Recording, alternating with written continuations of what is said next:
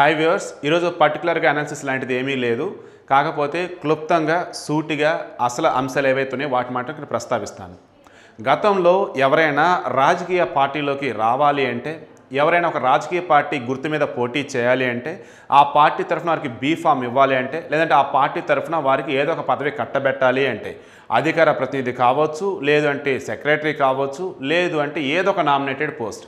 ఇవన్నీ ఎవరికి ఇచ్చేవాళ్ళంటే, ఒకటి సమాజంలో మంచి పేరున్న వాళ్ళు, అంటే ఎవరు సోషల్ సర్వీస్ చేసిన వాళ్ళు, టీచర్గానో మాస్టర్గానో, లేదు అంటే సంఘ సేవ చేస్తూ ఉన్నటువంటి వాళ్ళు, లేదంటే కొంతమంది పారిశ్రామికవేత్తలు, ఇంకొంతమంది విదేశాల నుంచి స్వదేశానికి సేవ చేద్దామని తిరిగి వచ్చిన వాళ్ళు, వీళ్ళంతా ఉండేవారు. వారిని రాజకీయ పార్టీల దగ్గర తీసుకొని టికెట్లు ఇస్తూ ఉండేవి. అదేవిధంగా నామినేటెడ్ పోస్టులు కావచ్చు, మిగతా పదవులు కావచ్చు కట్టబెడుతూ ఉండేవి. కానీ నేడు ఏ రకంగా ఉంది అంటే, ప్రస్తుతం ఆంధ్రప్రదేశ్ని చూసినా, ఇక్కడ తెలంగాణని చూసినా సరే, ఎందుకంటే ఈ రెండే మన తెలుగు రాష్ట్రాలు కావచ్చు, వీటి గురించే మాట్లాడదాం. ఈ రెండు తెలుగు రాష్ట్రాల్లో కూడా ఈరోజు ఒకరు ఏ పార్టీలో ఉంటున్నారు, రేపు వాళ్ళు ఏ పార్టీలో ఉంటున్నారు అంటే ఎవరూ చెప్పలేని పరిస్థితి. ఒక్క పార్టీ అధినాయకులు తప్ప వారి రైట్ హ్యాండ్ లెఫ్ట్ హ్యాండ్ కూడా ఈరోజు ఆ పార్టీలో ఉన్నారు, రేపు ఆ పార్టీలో ఉంటారా లేరని చెప్పడానికి ఆస్కారం లేకుండా పోతుంది.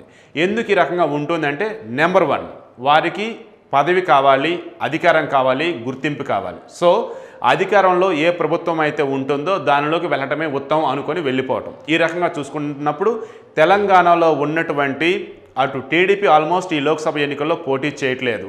ఇక కాంగ్రెస్ వాళ్ళు ఎంతమంది పోటీ చేస్తున్నారు, ఎవరు నిల్చున్నారు అంటే అది కూడా సరిగా చెప్పలేని పరిస్థితి. ఆల్మోస్ట్ అంతా ఉన్నారనుకోండి.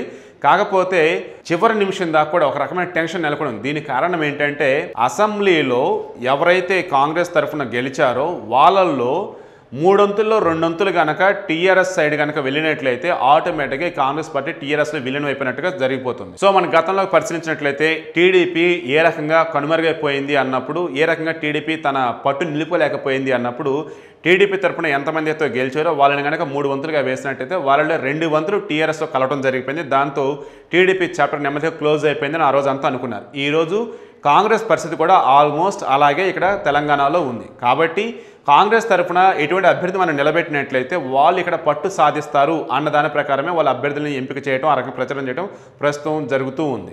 ఇక అటు తెలంగాణ విషయాన్ని పక్కన పెట్టి ఏపీ విషయానికి వెళ్దాం. ఏపీలో వైసీపీ, టీడీపీ, జనసేన ఈ 3 పార్టీల మధ్య ప్రధాన పోటీ కంటిన్యూ అవుతుంది. ఇలా చూసుకుంటూ ఉన్నప్పుడు అక్కడ కొత్త సిస్టమ్ నెలకొనిందన్నమాట. ఏంటంటే, నువ్వు ఒక పార్టీని తిట్టు, ఆ నెక్స్ట్ ఏ పార్టీని అయితే తిట్టావో ఆ పార్టీకి అపోజిషన్ ఉన్నటువంటి పార్టీలు ఏవైతే ఉన్నాయో వాళ్ళు మిమ్మల్ని దగ్గరికి తీసుకుంటారు. అది నువ్వు టీడీపీని తిట్టి వైసీపీలోకి వెళ్తావా, జనసేనలోకి వెళ్తావా, లేదంటే జనసేనని తిట్టి వైసీపీలోకి వెళ్తావా, టీడీపీలోకి వెళ్తావా, లేదు అంటే ఇటు టీడీపీని అటు జనసేన రెండింటిని తిట్టి వైసీపీలోకి వెళ్తావా? అంటే ఏ పార్టీ మీద అయితే నువ్వు నిందలు వేస్తావో, లేదంటే ఏ పార్టీని అయితే నువ్వు అడ్డదిడ్డంగా ఏకి పారేస్తావో ఆటోమేటిక్గా దానికి అపోజిషన్ ఉన్నటువంటి పార్టీలు ఏవైతే ఉన్నాయో వాటిలోకి వెళ్తామన్నమాట. సో ఆ రకంగా చూసుకుంటూ ఉన్నప్పుడు ప్రజాస్వామ్యాన్ని ఎంత కించపరుస్తున్నారు అన్న విధంగా ఏపీలో చేరికలు జరుగుతూ ఉన్నాయి. వారికి ఇప్పటికిప్పుడు పదవులేం అవసరంలా, ప్రచారం మాత్రం చేస్తారు. అలా చూసుకుంటూ ఉన్నప్పుడు గత కొద్ది రోజుల క్రితం సినీ యాక్టర్, అదేవిధంగా విద్యా సంస్థల అధినేతగా పేరు పొందినటువంటి మంచు మోహన్ బాబు, ఆయన చాలామంది విద్యార్థులు కలిసి ర్యాలీ చేశారు, నిరసన తెలిపారు, ధర్నా చేశారు. దాంట్లో ప్రధాన కారణం ఏంటి? ఫీజు రియంబర్స్మెంట్ అని చెప్పారు. మరి ఫీజు రియంబర్స్మెంట్ అని ఆ రకంగా చెప్పిన అతను దాన్ని కట్టుబడి దాన్ని సాధించుకోవాలి. ఈరోజు ఏం చేశారు, ఆయన నెమ్మదిగా వైసీపీలో జాయిన్ అయిపోయారు. ఆ రోజు ఆయన ఆ రకంగా చేయటం వెనక వైసీపీ వాళ్ళు ఉన్నారు, వైసీపీ వాళ్ళ దగ్గర నుంచి చేత చేపిస్తున్నాడు, మరి కొద్ది రోజులు నేను వైసీపీలోకి వెళ్తాడు అని టీడీపీ వాళ్ళు నెత్తినోరు మొత్తుకొని చెప్పారు. అదే ఈరోజు జరిగింది. అంటే ఏంటి, పార్టీ వెనకుండి నడిపిస్తే ఒక మనిషి నడుస్తున్నప్పుడు అలాంటప్పుడు దాన్ని రాజకీయం అంటారే కానీ నిజంగా నీకు రావాల్సిన వాటి గురించి నువ్వు పోరాడావని అంటారా? అనరు కదా. సో ఆ రకంగా మోహన్ బాబు ఆ రోజు చేసిన దీక్షను ఏమనాలో ఏంటో మీరే ఆలోచించుకోండి. రాజకీయ పరంగా వేసిన స్టెప్ని ఎవరైనా సరే దాన్ని ఇష్టపడవచ్చు, ఇష్టపడకపోవచ్చు, అది వారిష్టం. అది రాజకీయ దురుద్దేశంతో మాత్రం మనసులో ఏదో వేరే ఆలోచనలు ఉంచుకొని మీ స్కూల్లో, మీ కాలేజీలో చదివే విద్యార్థులను కూడా తీసుకెళ్ళి మీరు ఆ రకంగా రోడ్ల మీద ధర్నాలు చేపించడం అన్నది ఎట్టి పరిస్థితులు కూడా సమంజసం కాదని చాలామంది చెబుతున్నారు. బహుశా అది మీకు కూడా అర్థమయ్యే ఉంటుంది. ఇక జనసేన అధినేత పవన్ కళ్యాణ్ని, అదేవిధంగా గతంలో ప్రజారాజ్యం పెట్టి కాంగ్రెస్ విలీనం చేసినటువంటి చిరంజీవిని, వాళ్ళందరూ కూడా ఏ రకంగా ఏకి పారేసాడు చిన్ని కృష్ణ అనేది మనం చూసాము. అదేవిధంగా ఏ రోజైతే టీడీపీ వాళ్ళు వైసీపీ, టీఆర్ఎస్, బీజేపీ కుమ్మకి అని అంటూ ఉన్నారో ఆ తర్వాత నుంచి వచ్చే విమర్శలు కావచ్చు, లేదంటే మాటలు కావచ్చు, సొసైటీలో ఏ రకంగా వస్తే ఏంటి అన్నప్పుడు చిన్ని కృష్ణ అనే ఎగ్జాంపుల్గా తీసుకోవచ్చు. ఆయన ఏమన్నాడు, ఏకంగా ఎగువ రాష్ట్రాలకి తలొగ్గి ఉండాలి, అదేవిధంగా ఆంధ్రప్రదేశ్ రాష్ట్రాన్ని గురించి ప్రస్తావించాల్సి వచ్చినప్పుడు కొన్ని దారుణమైన మాటలు ఆయన మాట్లాడటం జరిగింది.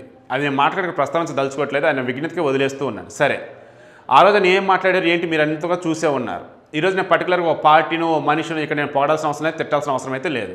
సో నేను ఇక్కడ చెప్పదలుచుకున్నది ఏంటి అంటే, అటు మోహన్ బాబు కావచ్చు, ఇటు చిన్ని కృష్ణ కావచ్చు, ఏరే పార్టీ వంక వెళ్ళాలి అనుకున్నప్పుడు వీళ్ళు సొంతంగా వెళ్ళొచ్చు. దానికి ఇంకో పార్టీని ఏదో తిట్టో, ఇంకో ఎవరి నాయకుని బ్లేమ్ చేసో వెళ్ళాల్సిన అవసరం ఏంటని చాలామంది అంటూ ఉన్నారు. అదేవిధంగా టీడీపీలో జాయిన్ అయినట్టు కొంతమందిని తీసుకుందాం. గతంలో వైసీపీ తరపున ఎవరైతే గెలిచారో ఎమ్మెల్యేలు వారంతా కూడా టీడీపీకి రావడం జరిగింది ఎక్కువ మంది. అలా వచ్చిన వాళ్ళలో కూడా టీడీపీలో జాయిన్ అయిన తర్వాత పద్ధతిగా ఉంటే ఇబ్బంది ఏమిలా, వచ్చి రాగానే వైసీపీ అధినేత జగన్మోహన్ రెడ్డి ఇష్టం వచ్చిన రీతిలో అనటం, అదేవిధంగా వైసీపీ పార్టీని అనటం. సో ఇది కూడా ఎంతవరకు సమంజసం అనేది వాళ్ళు ఆలోచించుకోవాలి. అదేవిధంగా రీసెంట్గా ఆ పార్టీలో చేరిన వాళ్ళు, ఈ పార్టీలో చేరిన వాళ్ళు, ఇక్కడ టీఆర్ఎస్ పార్టీలోకి చేరిన వాళ్ళు, వీళ్ళంతా కూడా చూడటం ఒకటే. నీ మనసులో నిజంగా ఏదన్నా ఉంటే నువ్వు ముందే చెప్పు, అంతేకాని అక్కడి నుంచి వెళ్ళిపోయి వేరే చోటకి వెళ్ళిపోయి అప్పుడు నువ్వు చెప్తున్నావంటే దాన్ని ఏమంటారు, అవకాశవాదం అంటారు తప్ప దాన్ని రాజకీయం ఎవరు అనరు కదా. ఇదైతే మీరు గుర్తుంచుకోండి, అబ్జర్వ్ చేయండి. సో ఇక్కడ నేను కన్క్లూజన్ ఇవ్వదలుచుకుంది ఏంటి అంటే, ఒక పార్టీని చూసో లేదంటే ఒక ప్రాంతాన్ని చూసో మీరు మాత్రం ఈ ఎన్నికల్లో ఓటు వేయకండి. మీరు ఓటు వేయదలుచుకుంటే ఏ అభ్యర్థి అయితే మీకు అందుబాటులో ఉంటాడో, ఏ అభ్యర్థి అయితే పార్టీ మారకుండా మీకు సేవలు అందిస్తాడో ఆ అభ్యర్థిని మాత్రమే చూసి మీరు ఓటు వేయండి. అది టీడీపీ కావచ్చు, జనసేన కావచ్చు, వైసీపీ కావచ్చు, ఇక్కడ తెలంగాణలో వచ్చేసి కాంగ్రెస్ కావచ్చు, టీఆర్ఎస్ కావచ్చు, బీజేపీ కావచ్చు.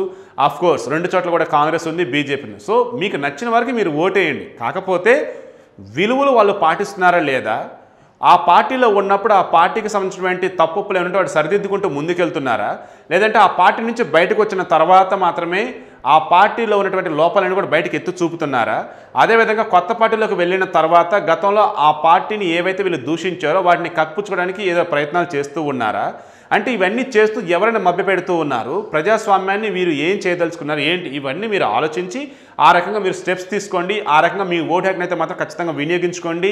మీ ఓటు అనే ఆయుధంతో ఈ ప్రజాస్వామ్యాన్ని గొప్పగా ఉంచేలాగా మీరు ప్రయత్నించండి.